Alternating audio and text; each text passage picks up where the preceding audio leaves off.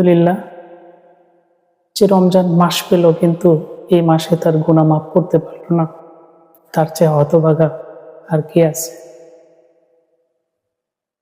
আল্লাহ রাসূল সাল্লাল্লাহু আলাইহি ওয়াসাল্লাম একদিন খুতবা দিচ্ছে মসজিদে। হঠাৎ সে বলতেছে আমিন আমিন আমিন। 3 বার আমিন বলার পরে সাহাবাজমানরা তাকে জিজ্ঞেস করলো, আপনি খুতবার মধ্যে কেন আমিন বললেন? তখন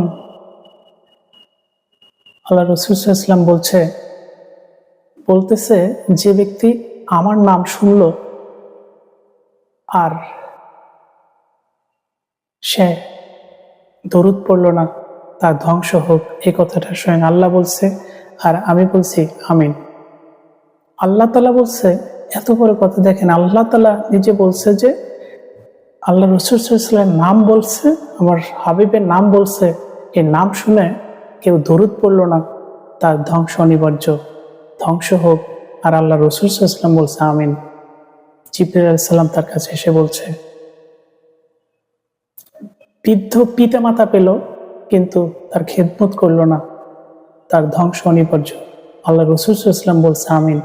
আমিনের মাপকাঠিটা দেখেন, কে আসলে আমিন বলছে? আল্লাহ তাআলা বলছে আর আমিন বলছে।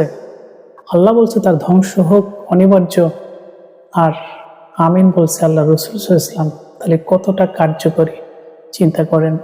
আসলে আমরা যদি একটু দিমাগটা খাটাই, তাহলে এই মাসটা বলছে রমজান পেল আর নিজের গুনাহ মাফ করাতে পারল না, তার ধ্বংস অনিবার্য।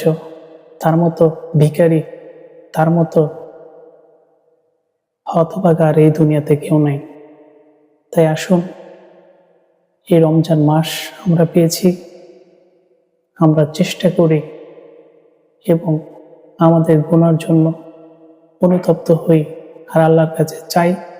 অবশ্যই চাইলে আল্লাহ সুবহানাহু ওয়া তাআলা আমাকে আপনাকে অবশ্যই দিবে, এটা ওয়াদা আল্লাহর।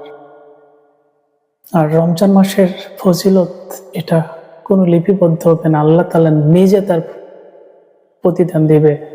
এই জন্য আমরা বেশি থেকে বেশি এই মাসে আল্লাহর কাছে যার যা চাওয়া চেয়ে নেই।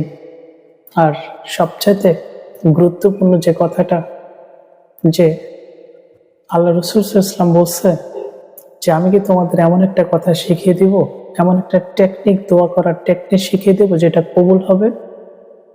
আল্লাহর রাসূল সাল্লাল্লাহু আলাইহি ওয়াসাল্লাম এই কথাটা বলার পর সাহাবারা বলছে, ইয়া রাসূল সাল্লাল্লাহু আলাইহি ওয়াসাল্লাম আপনি বলেন। তখন বলছে, তোমার পরবর্তী যে ভাইগুলো